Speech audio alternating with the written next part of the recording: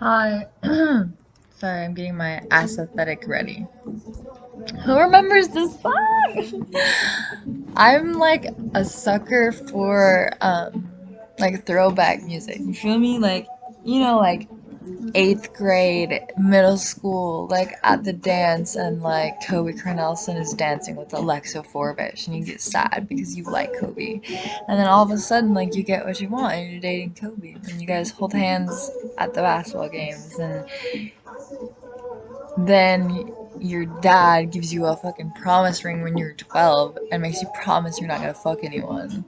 So in return, I fuck everyone. It's fucked up. But like, Kobe, I haven't talked to Kobe in 2 years. I like my opinions on Kobe. Kobe, if you're watching this is gonna be funny. But I love Kobe. I mean, like, we dated in middle school, but he's so much like more to me than that, and I've never told him any of this, so weird. But we took biology together. I cheated off him a lot. He dated Bracy, and I always thought they were like the match, bro. Like Bracy and Kobe, and David and Emma, and Trey and Taylor. I love talking about high school. You know why? Because like it's weird. Like, I loved high school, but, like, I was miserable. I was dating David Ames. What the fuck? And, like, I was just so out of his league. I know it's, like, weird to say, but, like, he was just, like, that football jog, like, player. He wasn't attractive. But because he was so athletic, it made him attractive. And I, like, craved social status. I craved popularity. And, like, I wanted to be this, like, girl that I wasn't. And now I am that girl. I'm bipolar. I'm a drug addict. I smoke crack to just like make the bed, or else I wouldn't get out of the bed. I go to all links to get crack. All links. I will die for crack. It's fucked up. But it's just the truth. Like, I'm so hungry. I don't eat, guys. Like, you think a fitness trainer would fucking eat? A Victoria's Secret model would fucking eat? Yeah, Victoria's Secret messaged me. Woohoo! But I don't eat. I can't. Like, I get sick. But,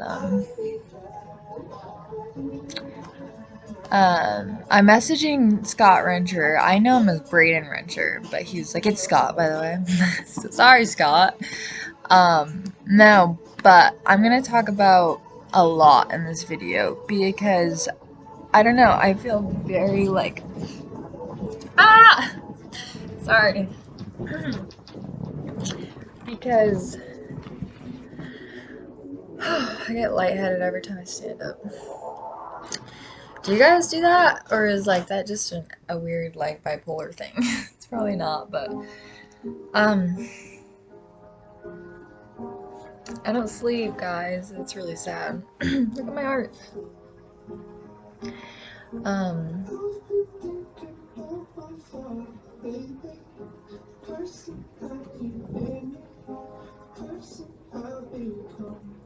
I don't know.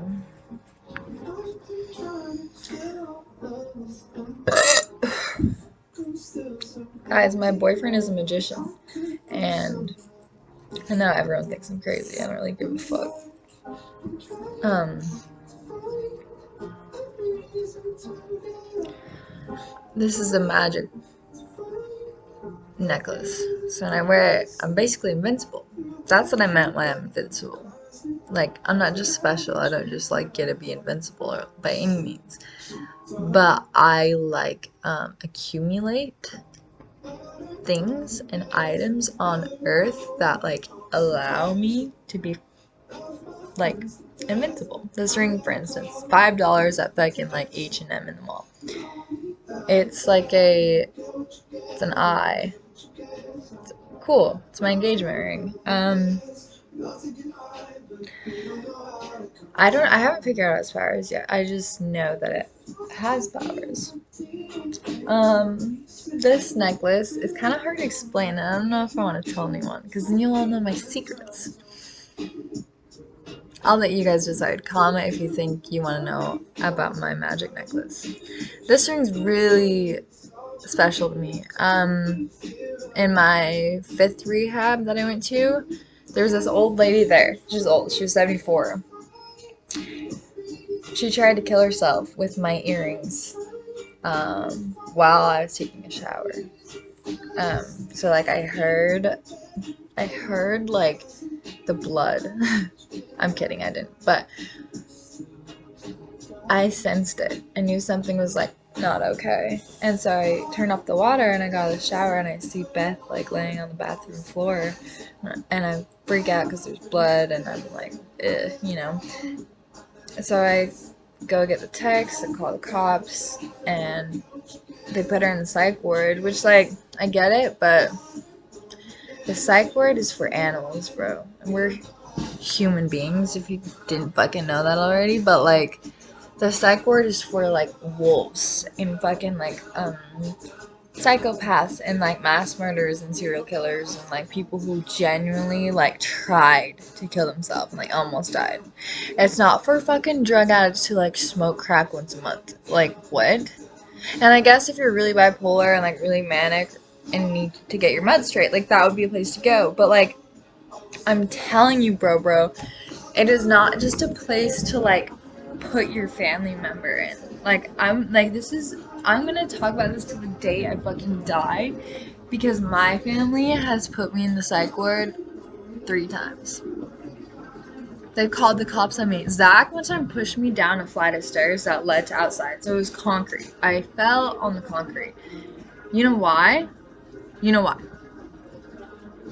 I don't even remember because it was that stupid. But Zach, I don't really blame him. I mean, like, I do blame him because he has anger issues. He's always, ever since he was little, he was like 3 years old and he told the doctor he was gonna shoot him and he pulled up a plastic water gun. Zach's a little nuts, but like nobody fucking gets on him. You know why? Because he has like a fucking master's degree and a bachelor's degree and he's married and his wife is pregnant and she's a perfect Christian girl. Sorry, Sarah, I love you. And he like played D1 track and like only like, you know, drinks occasionally. Bullshit. That man is gonna drink himself to death and nobody gives a fuck. So I can't decide what I'd rather have. Nobody saying that I should get help or people being so annoying every single day saying I should get help. I think I prefer Zach's life. No, I wouldn't. You know why? Because that's fucking mundane. Zach does everything he loves. He's passionate, he's a hard worker, he's smart. Zach is like a researcher. He's one of those guys that like fucking gets on Amazon and like will read every single review. Every single one. Because he needs to make sure he gets the best fucking backpack. And it's better than the rest of the families. And Zach started everything. And like he found that song. And that's more so Sam and Luke. Sam and Luke are like, hey, that's my song, I found it. You can't play it. That's how they are. My family, I love them. But they suck. They're weird. They're hard to deal with. They're very like religious and opinionated and everybody's wrong except for them, and like my dad's self-righteous and like my mom is like the most compassionate, innocent, patient, loving, loyal, like is the type of lady to sit home all day and like quilt and sew and clean the house and water her flowers and water the garden and pick weeds and do women activities, and then she'll just like have dinner for me when I get home from school, and she just wants to know everything about my day and she has so many questions. And I was like that high school girl that like didn't care about my mom, and like that's sad, but like every 15, 16, 14-year-old girl goes through that where they just like don't want to talk to their mom about like their sex life. And so I just remember like coming home from school every day and like telling my mom nothing. And like my brothers were so opposite. Like Zach would tell her stories for hours and make her laugh, and Luke was so funny and like was so just like such a good kid. Like Luke never made mistakes, and Sam had like non-Mormon friends and like went camping and got fucked up and like threw parties at the house and smoked weed, and like first time I ever smoked weed was with Sam. And then like they get on me for smoking weed. It's like, bro, you introduced me to it. Like, shut the fuck up, bitch. Anyway, so yeah, this is just gonna be like a shout out video. Like, shout out to Andy Austin, bro. That man was a genius. A fucking genius. And like, he could be famous, but like, I don't know what happened to him. Either drugs ruined his life, alcohol ruined his life, or he just like gave up, which is the saddest of the three. Because drugs, I understand, but if you just like give up, I don't know, bro, that's kind of on you. But shout out to Andy. I would love to like fucking smoke a blunt with you. You know, be fun. Shout out to fucking Nino. Nick Humor. Oh my god. I literally like I don't think it's possible to like have so much fucking love for a human being. Like he is just the most like intellectual chess player, snowboarder, hydro flask lover, mountain lover, like and he lives in Florida. And like I don't think I realized like how blessed I was to grow up in Idaho Falls. Even though like it sucked at the time. Like I was Mormon. I was like a problem child, you know, like I dated shitty dudes and got cheated on and like I thought high school sucked, but like I was so popular. Everybody knew who I was. I just got a DM yesterday that said she went to a different school, not even my high school, and she said every single guy there talked about me and would love to even just like talk or like go on a date with me. And like if you kissed Emma or had sex with Emma, that was like you were the most popular kid. Like I was a fucking sophomore and this guy was a senior and he was beautiful, still is, but such a fucking see you next Tuesday. And like he was a star basketball player and like he was Telly Davenport, Sharik Davenport, and like I remember hanging out with him as a freshman. Him, Keegan, JJ, Stefan, whatever. Stefan's sisters were famous. I kid you not. I went to Stefan? I don't know. I went to his house one night and like got super drunk and like hot tubbed and like I was hanging out with literal famous people. And I was in like 8th grade. I was a freshman. And so I felt so cool. I was like, yo, like this is fucking crazy. And like I don't know, it was weird. Like my mom was the type of mom to like not tell me about a period. What? Are you fucking kidding me? So I remember when I first started my period and blood was coming out of my vagina, I thought I was gonna die. And like that's just example of like how like conservative, minimalistic, religious my family is. Like they believe like church was forced, first of all. It was mandatory. One time I lied about going to church. My parents were out of town. They were so crazy. They had the pastor check to see if I fucking went to church. And he was like, no, I'm almost not there. So I tried to sneak it and say, oh, I went to the second service. Or I went Saturday night. They caught me. Grounded me for like 6 months. No phone, no Facebook, no hanging out. Like I had to go to school, go to track practice, and come home. And like, fucking weird, dude. Like, you think that's gonna save me? You think that's gonna get me to heaven? If you loved me, you would say, Emma, it's up to you. Because ultimately, only you can decide if you wanna go to heaven. Which,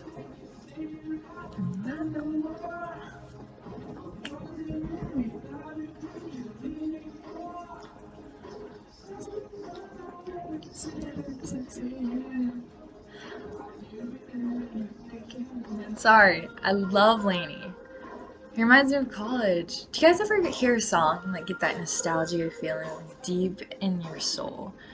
And it reminds you of the most caring, compassionate, loving people that you ever met, and like you don't talk to them anymore or see them. Jared. I could bawl my eyes out right now. Jared was like the brother that I always wanted but never had. He was my soulmate. He was my best friend. I had the most like perfect guy. Like begging to just love me and take care of me and feed me and get drunk with me and like work out with and just like be there for me. And I literally did this.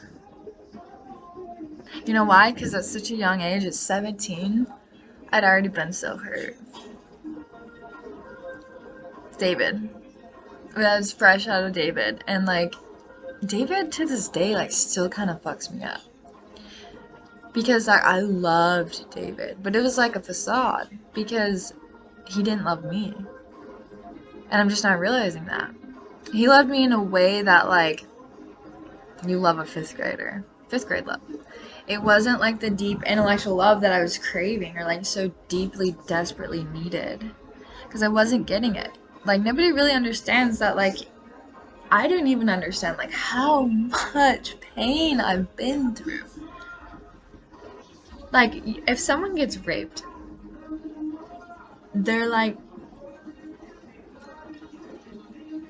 how do I explain it? They're kind of fucked up for a long time. You know how many times I've been raped? I don't know. You know how many times I've almost died? 33, I've counted. And it's like if a person dealt with even like this much of my pain, they wouldn't be here today. But I have, this is like a quarter. I have this massive like back breaking burden on my shoulders, and like the only thing that lessens the burden for 20 minutes 20 minutes, that's how long crack highs last. I'll do it even if it's gonna kill me. I will like take one hit of crack and feel like the world is at my fingertips and I'm so full of life and like I just want to be passionate about everything and like that's what drugs do. And then the come down for typical people is you're depressed, you want to kill yourself, you're anxious, you can't sleep. But the come down for me is I feel better about myself. I love myself a little deeper or just in general at all. I have a light inside me and like everybody tells me that, but I don't see it, I don't believe it. I wrote a rap. This like okay, so I always have questions in life and then it's answered like through the universe or through my own like thoughts. So I wrote a rap one time. Or no, it's the beginning of my book. And it goes, there's this girl. Her name's Emma Bell.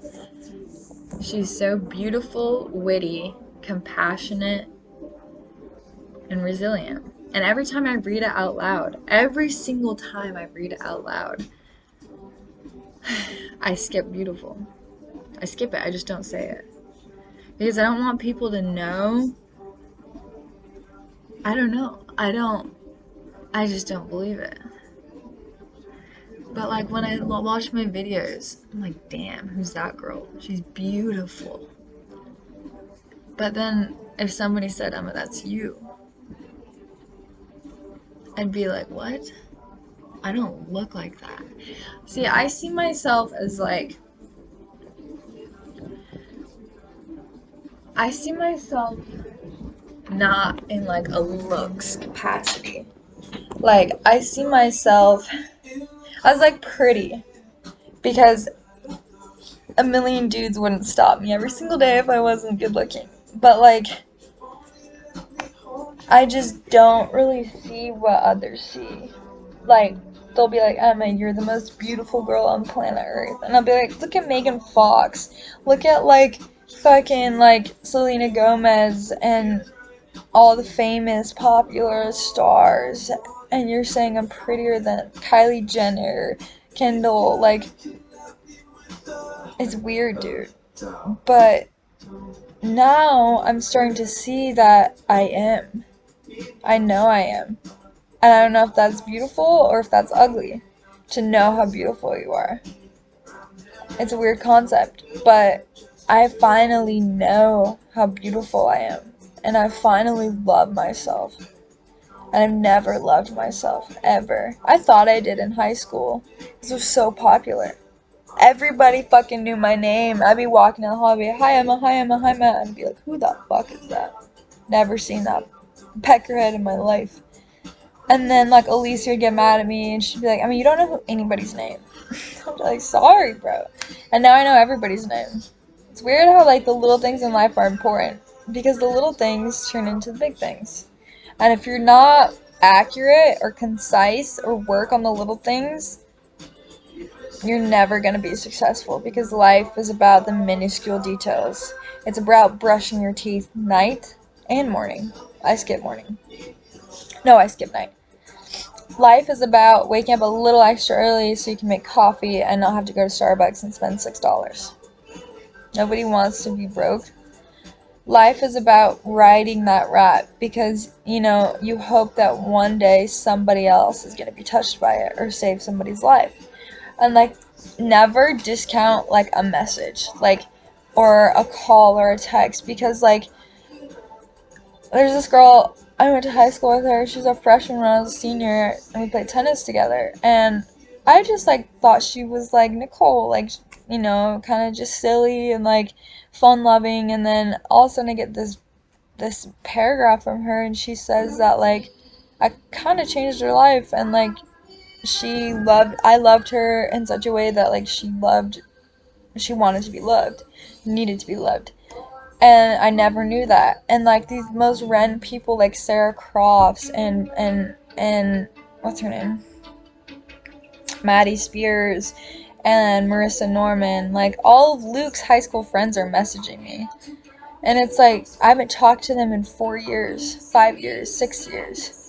And I cry for help on an Instagram story, and Quinn Driggs doesn't reach out. Oh, she did later. But, like, the most important people in my life, or so I thought, don't say anything. So I love birthdays, because it shows who your true friends are.